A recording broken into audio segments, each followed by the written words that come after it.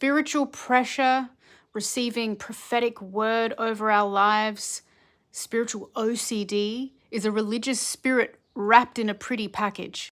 As Christians, born again, or whether we're generational Christians, this will place a heavy pressure on us that we can and will project onto our relationships and likely our kids.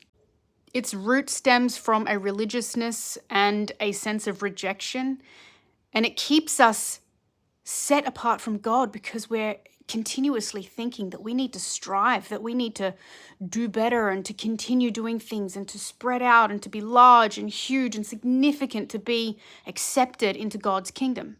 And this is just not true. Because what makes us significant and accepted into God's kingdom was the sacrifice of his son and the deliverance of us from our sin and our transgressions. Praise be to Jesus. So coming out of witchcraft and now being a born-again Christian, God's got me coming through something at the moment. And he's really been opening my eyes when it comes to accepting his love over my life and knowing that it's not me needing to do anything to actually receive that. And I don't know if it's actually obvious to the people that surround me, but I guess this is why it's extremely important for mentorship and counsel in the church early on. But guys, also where we're around churches that, there are pastors, there are preachers, there are worship leaders that also feel this spiritual pressure, like that is the tone that's going to be set over the whole church. And it comes from a religious spirit.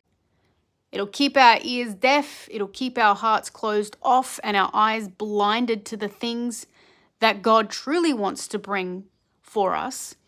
And I'm telling you, sometimes I've noticed God bring me to certain things that I myself might not see as super significant or grandiose or absolutely amazing, but he does.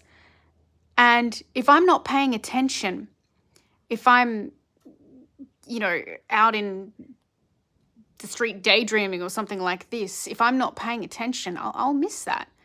And we will miss that. And I'm really at a place right now where the Lord's placing on my heart that I am significant just by getting up in the morning, being a mum, taking a breath each new day, because his grace is poured out on me and I don't have to strive to be loved by God.